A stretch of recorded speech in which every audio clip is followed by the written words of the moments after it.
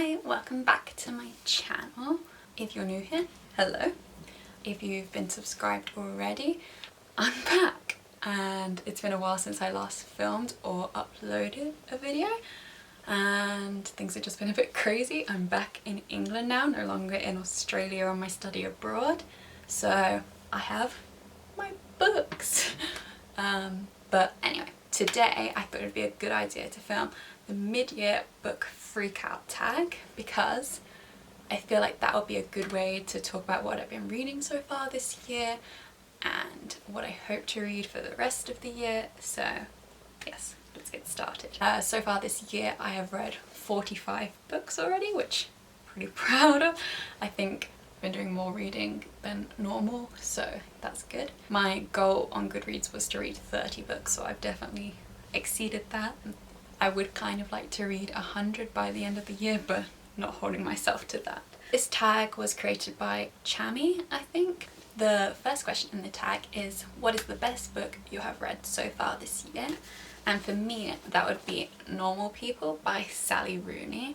This was not a book that I thought I would actually love, to be honest. One of my friends actually recommended this book to me and she said it was the best book she's ever read. So I tried to read it on ebook when I was still in Australia and I couldn't get into it. But then when I came home, another friend said that I should read it and she lent me this copy. I read it and I could not stop. I was obsessed, and since then I've watched the TV show and I'm obsessed with that as well, and I've been telling everyone to read it. So it's basically about these two people. One is called Connell Waldron and one is called Marianne, and Connell is like the stereotypical popular boy and Marianne's a bit of an outsider, and it's about their relationship and their friendship over a certain amount of years. It starts when they're at school and it goes all the way until they're at the end of their time at uni, and it's set in Ireland. So it's really simple story, but it's just beautiful. Like, the characters in this are some of my favourite characters I've ever read about, and the way that it's written, it just engages you so much. This is actually my new favourite book of all time. The second question in this tag is the best sequel you've read in 2020. And for me, that would have to be The Bride Test by Helen Hong. This book is the sequel to The Kiss Quotient, which is one of my favourite books. This is an adult romance, or potentially new adult. I think it's new adult. And it follows a boy named Kai and a woman named Esme. Kai's mum at the beginning of the story goes over to Vietnam to find Kai a bride.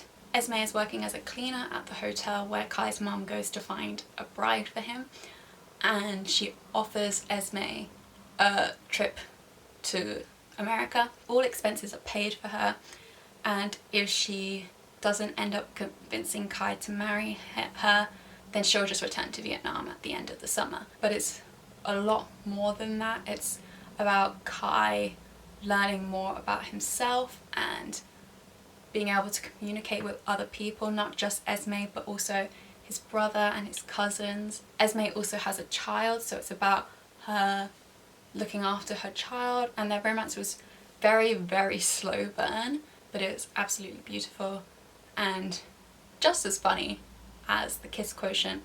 So the next question is a new release that I haven't read yet but want to, and for this I kind of have a lot of answers, and some of them I have copies of, some of them I don't have copies of yet. The first one is The Queen of Nothing by Holly Blagg. This is the third book in the Folk of Air series, and this follows Jude and Carden. The original book is The Cruel Prince, and before I read this I wanted to reread The Cruel Prince and The Wicked King, but I just haven't had a chance to do that yet. I'm very excited for this book. I don't know how I haven't been spoiled yet. Surely it would be all over Twitter, but thankfully not yet. Another sequel on this list is A Heart So Fierce and Broken by Bridget Kemmerer. This is the sequel to A Curse So Dark and Lonely, which is a Beauty and the Beast retelling, which was one of my favourite books last year. Again, I'm kind of debating whether I want to reread the first book So this is why I haven't got to this one yet. The last physical book that I have that I want to get to this year is Crescent City, or House of Earth and Blood by Sarah J Maas. She is one of my favourite authors, and this is a thick book in my opinion. So I'm very excited to get to it. I've heard mixed reviews, but I feel like Sarah J Maas books always get mixed reviews, so I'm hoping this is one I'll love. The reason I haven't got to this one yet is I want to finish up Throne of Glass. That is like, I always say it's my favourite series, but I've never finished it. So I want to finish that one first before I read this. And also I want to read this closer to the release of the second book, so that I don't have to reread it all over again, because that's what always stops me from finishing series. So that is why I haven't got to this one yet. Now moving on to the books that I haven't got copies of, but that I do want to read. The first one is Pretending by Holly Bourne. I've never actually read a Holly Bourne book, but I really think I will like her writing style, and this is the one that most appeals to me. It's kind of a bit like catfishing, is kind of the vibe I get from the synopsis. I don't really like to know a lot before I go into books, so that's all I kind of know, but I'm intrigued. So yes. Then another one that I'm really excited about is My Dark Vanessa by Kate Elizabeth Russell. My Dark Vanessa is about a girl who was in a relationship with her teacher when she was younger, and she used it as this really romantic relationship. And then years later there's been allegations of abuse from other girls, and she is trying to process the idea that what she viewed as a really romantic relationship was actually really abusive, and how he abused position of trust and power. I think this is going to be a really hard and dark read, so that's why I've been putting it off, but I do really want to read this one. And then the last two are romance books that I'm really excited to get my hands on. The first one is Beach Read by Emily Henry, and all I know about this is that there's two rivals and they are both writers. One writes romance and the other writes literary fiction, and they go to this like summer beach house and then they swap genres of writing, and I think it's going to be really like sarcastic enemies to lovers kind of romance, which I'm really excited for. And then the last one is The Switch by Beth O'Leary. She's the author of The Flat Share, and this is her next release. All I know about it is that there's an old lady and a young woman, and they decide to swap apartments, and it's about like the shenanigans that come on after that. I just love Beth O'Leary's writing style, so I think that this will be a good one to check out. Now the next question is, what are your most anticipated releases for the second half of the year? One of them is Take a Hint, Danny Brown by Talia Hibbert. I just read Get a Life, Chloe Brown this year, and I'm so excited for the next book. I think from what I've heard from the reviews it might even be better than Get a Life, Chloe Brown. I really liked what I saw of Danny in the first book, so I'm excited to see what her romance story is going to be like. Another book that I'm super excited for is The Invisible Life of Addie LaRue by V.E. Schwab. This is V.E. Schwab's vampire book.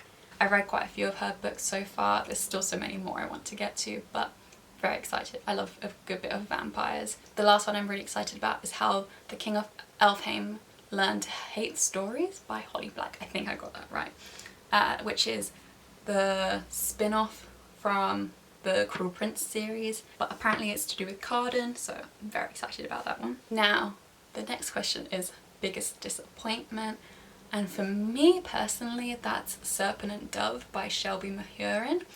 This was like my most anticipated release of last year, and I managed to get it from the library when I was in Australia. I was so keen to read it, and I ended up giving it 1 star. I was so disappointed. The main character is a witch, and it's like against the law to be a witch in this country. They get hunted down by these people called chasseurs. She ends up getting an arranged marriage to the head chasseur, so it's meant to be like this really steamy hate to love romance, but for me it just missed on everything. I didn't like the writing style at all. It was so slow. I didn't like the romance. I didn't really care for any of the main characters. I only really liked the side character Coco, and that was about it. I feel like the language was really confusing. It was meant to be like a made up world, but it just seemed like it was France really. So that was kind of disappointing. And there was lots of words I didn't really understand, so I had to keep looking up because I think they were French words. Just really was let down a lot by this book. So I will not be picking up the sequel because it was a struggle to get through that one. The next question is, what was the biggest surprise for you? And again, I can't apparently just choose one answer. So the first one I read at the very beginning of the year on audiobook, which was To Kill a Kingdom by Alexandra Christo. This one is about a siren, and she tries to hunt down princes to steal their hearts, and then the prince tries to hunt down the siren because they're killing loads of people. And it's a really great enemies to lovers romance, as well as just a great fantasy. Honestly, I didn't think I would like this story because I'm not a big fan of like books set at sea. Like, I don't really like pirate stories or mermaids or sirens, so I just didn't think I was gonna like this. But the writing was so descriptive, and like I think the audiobook was so good. Like the narrator was really, really good. I can't remember if it was 2 narrators or not now. I think it was, but either way it was amazing, and I listened to it so quickly. Normally it takes me ages to read audiobooks, so the fact that I flew through this one, and I was coming up with things I could do just so I could continue to listen to it. Another one that I was really surprised by was The Silent Patient by Alex Michaelides. I think that's how you say his name. Who knows? And this one is a thriller that was really hyped up last year. It's basically about this woman kills her husband, she shoots him, and then afterwards she's in a psych ward and she refuses to speak. She's not spoken since the day her husband was murdered. It follows Theo, and he is kind of trying to understand why she committed the crime, or if she even did commit the crime. This book I was really apprehensive to read because so many people that I love on BookTube hated this book. I couldn't put it down. Like, okay, the first half is a bit of a struggle, to be honest, because there's lots of setting up. But I feel like that's always the case in thrillers. I'm never really hooked from the very beginning. And then once I got about 100 pages in, I literally could not put this book down, and I did not see the plot twist coming whatsoever. I was absolutely shocked.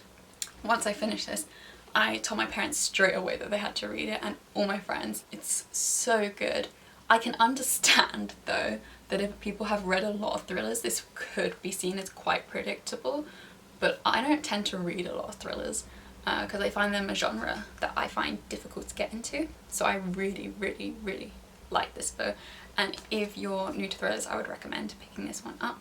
I know this one was my first answer as well, but also Normal People by Sally Rooney. Obviously it's a new favourite of mine, but I just didn't think I was going to love this as much as I did. I thought it was just going to be like a 3-star read, not a brand new favourite. So yeah, I don't need to say any more about this one. And then the book that I just finished literally today was The Flat Share by Beth O'Leary. This is such a funny book. I was laughing hysterically while reading this, and this never happens to me. I like never laugh out loud while reading, but this one had me laughing so much. I didn't realise this was set in England. It's set mostly in London, so it has a lot of British humour, which I find really funny because it's like sarcastic and dry. I love the British humour in it, and all the places they go to. They go to Brighton, obviously London because it's set there. They go to Edinburgh, so it's just a lot of fun. I don't know why I didn't think I would like this book. I know it got so much hype last year. I think it was because it's written in dual perspective, but a lot of people said that the way that Leon's chapters were written were really weird, and I actually really enjoyed how Leon's chapters were written because he works as a palliative care nurse, so he's constantly rushing, and he's quite like a straightforward guy, so the fact that his sentences are quite stilted I think suits his character, because that is like, he doesn't have time to be flowery, he's just always rushing everywhere.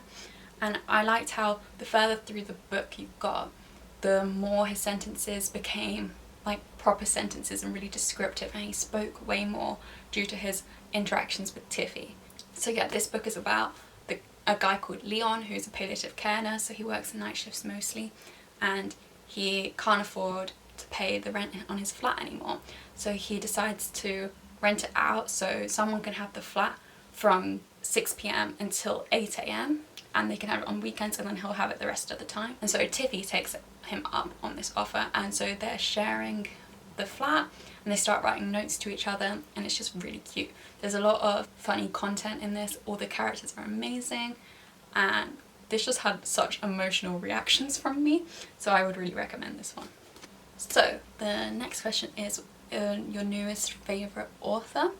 And for me, normally to have a new favourite author, I have to have read more than just one of their books. But all the new authors that I've read this year, I've only read one of their books. So I'm just going to go through a few of them. Obviously, I've got Sally Rooney, who wrote Normal People. I really want to read Conversations with Friends. And then also Beth O'Leary, the author of The Flat Share. I really want to read The Switch. But someone I haven't mentioned is Samantha Downing, who wrote My Lovely Wife.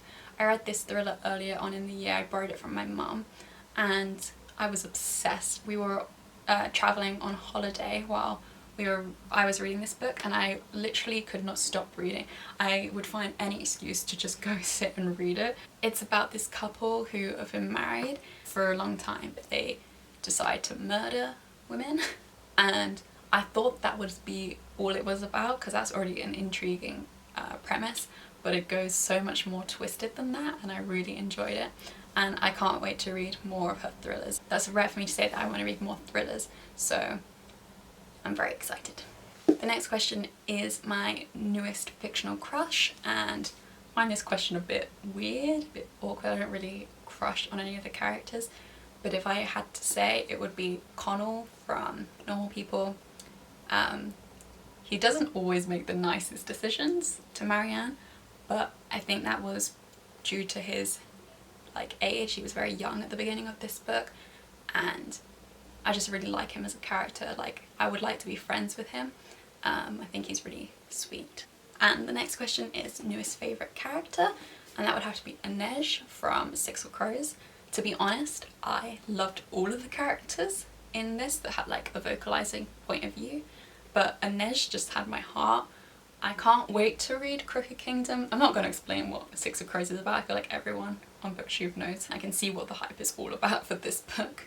The next question is a book that made you cry, and the only book that's made me cry this year is The Names They Gave Us by Emery Lord. This book took me a really long time to get through because it was just so sad and it was really hard for me to read. It's about this girl called Lucy, and her mum has got cancer again, and it's the summer. Her boyfriend is just broken up with her, and so she goes to what she thinks is her regular Christian summer camp, but it's actually she's going to be a camp counsellor at the other summer camp next door to it. It's about her dealing with her grief about her mum having cancer again. Very hard hitting, very sad. Yeah, this book definitely made me cry a lot. The next question is a book that made you happy, and I have two answers again. The first one is The Flat Share by Beth O'Leary. Obviously, if I was laughing so much throughout this book, it obviously made me happy. Tiffy and Leon are just so cute and adorable, and I love them. So yeah, this one. And then a reread this year was also The Kiss Quotient. This book just makes me so happy. This is one of my favourite romances I've ever read. The next question is most beautiful book you've bought this year. I haven't bought too many books yet this year. I have only recently come home, so yeah, the first few months I didn't buy any books because I was away. But I would definitely say that the new Sarah J Maas book, House of Earth and Blood, is the most beautiful. It's just gorgeous. And the final question in this tag is, what books do you need to read by the end of the year? And obviously I'd love to read all the books that I have on my shelves, but if I had to choose just one, which I haven't done for any of these other questions really, but still, if I had to choose just one, it would be Crooked Kingdom by Leigh Bardugo. I have been putting this off since I finished reading Six of Crows because I just love these characters so much, and the end of Six of Crows was such a cliffhanger that I'm concerned. So I don't know why I put this off. I need to read this before I forget what happened in Six of Crows, so that's why I need to read it before the end of the year. And that was it. That was the mid-year book freakout tag. Thank you for watching if you got this far. Please leave me a comment of what was your favourite book you've read so far this year. I'd love to chat with you all in the comments, and please like and subscribe, and I'll see you in my next video. Bye!